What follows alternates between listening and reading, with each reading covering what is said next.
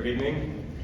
Let me once again personally thank our talented friends from the LPU Vocal Harmonics of the Museum of the Philippine University in Batangas for amazing rendition of both national anthems, of course, in particular the Czech one.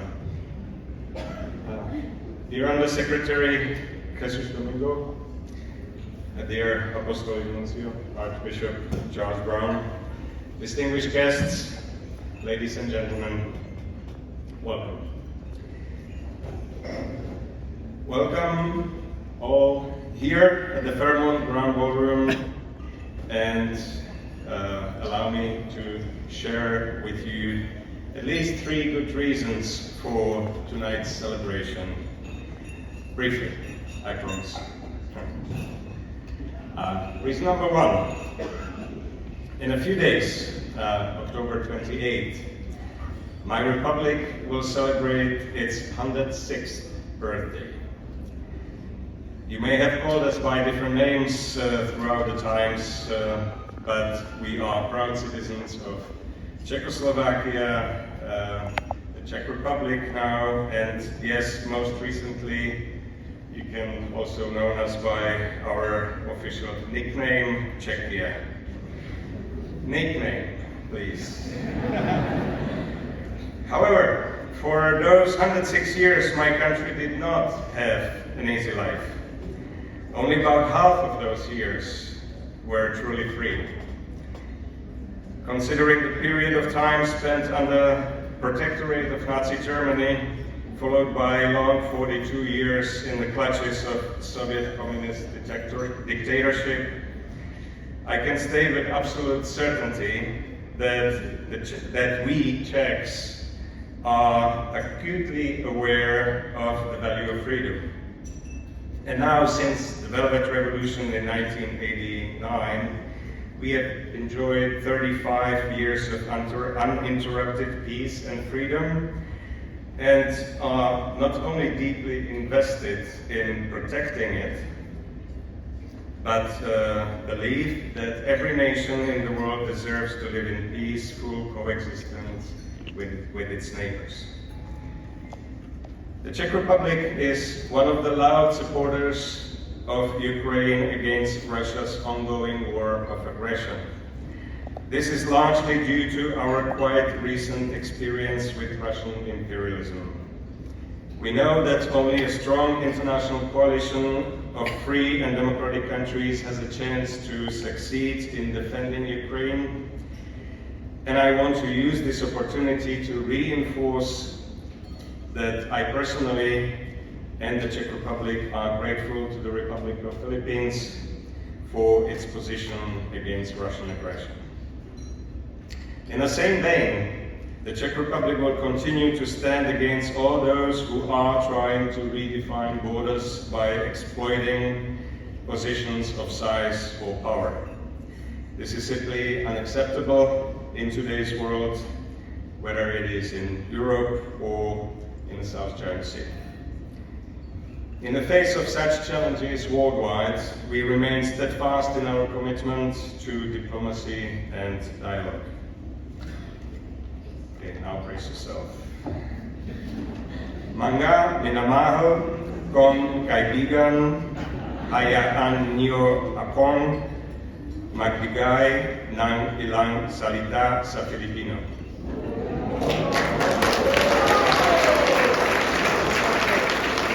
It's by far not all.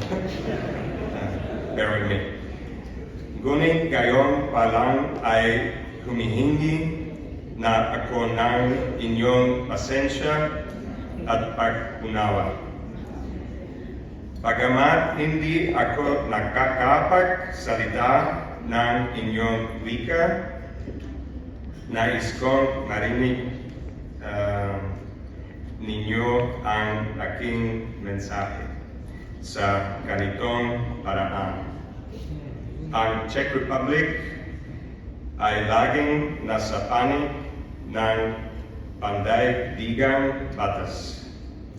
Sa sigalot sa South China Sea, malinaw na ang batas na ito ay nasa panig ng Pilipinas.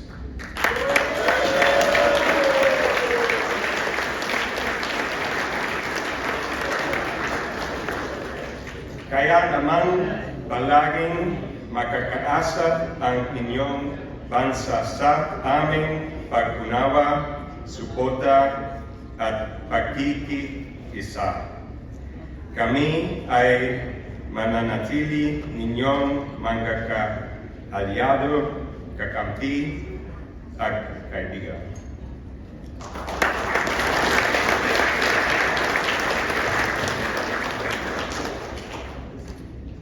Reason number 2. It gets briefer. The second reason to celebrate this evening is to recognize the successful launch of the second half of the century of bilateral diplomatic relations between our countries. To describe this truly unique relationship, I would like to quote the words of President Ferdinand Marcos Jr. in his remarks to the Czech President Petr Pavel in Prague earlier this year, and I quote, "We used to think that the Philippines and the Czech Republic are very far. Well, they still are, and that is not going to change. What has changed is the importance of the distance." End of quote. Following on from the successful visit of the Czech Prime Minister to Manila in 2023, we were proud to host the official visit of President Ferdinand Marcos Jr. to the Czech Republic in March this year. These were not only significant diplomatic milestones of but also visits that resulted in mutual beneficial outcomes, including signing of bilateral agreements on labor cooperation, establishing guarantees for the rights and welfare of Filipino migrant workers, as well as others bolstering our trade and investment relations with particular focus in the semiconductor, IT, and smart cities sectors. The quota for Filipino migrant workers in the Czech Republic increased more than 4 times in last year, to its new highest level in history, thus opening a whole new chapter of opportunities. Bilateral trade exchange is record high. Therefore, the Czech Trade Agency decided to open its new office here in Manila to further boost by B2B relations, and has already engaged in opening of a number of new trade relations. We have increased the diversity of Czech business missions to the Philippines, visiting not only Manila, but also other destinations, including Davao City or Cebu, and covering particularly diverse range of sectors from agriculture to defense and security, each with their own specific outcomes. And only last Saturday, we successfully concluded visit of Her Excellency Ms. Markéta Pekarová-Adamová, the Speaker of the Chamber of Deputies of the Parliament of the Czech Republic, which enriched the spectrum of bilateral relations outside this executive level. Together, we're laying the groundwork for a prosperous future built on the successes of the past 50 years. And in 2024, we have taken measurable and active steps to achieve greater cooperation in the years to come. Reason number 3. The third reason is a personal one.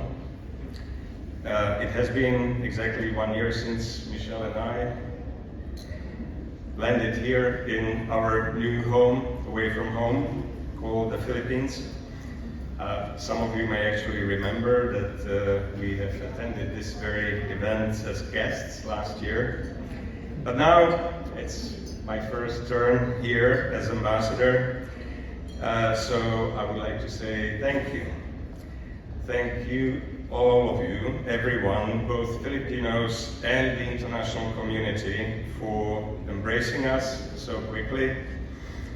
We are deeply grateful for your acceptance and support over the past year. We cherish your friendship and look forward to the years to come. To conclude, it's coming. To conclude, I would also like to recognize the entire team of the Czech Embassy. We managed to achieve all the above and more, despite long months of the embassy renovation and relocation, which saw us spread all over the city, working from home and temporary offices. Even through some dusty days in the office during the teardown, it was painful, but we did it. So to my Czech colleagues and our local staff, for your continuous great work, including the preparations for tonight's reception, but more importantly for being the team that I can rely on at any time. From the bottom of my heart, thank you. And last thank you belongs to the love of my life. Sorry. See, I look at her and this is what happens. The love of my life. I did it again. Okay. Stop. The love of my life. I should sing it. It would be easier. Who can equally star on a fashion show catwalk, as well as conquer steep mountains in heavy rain. Who stands by me in good and bad? My wife, Michelle. Thank you for everything.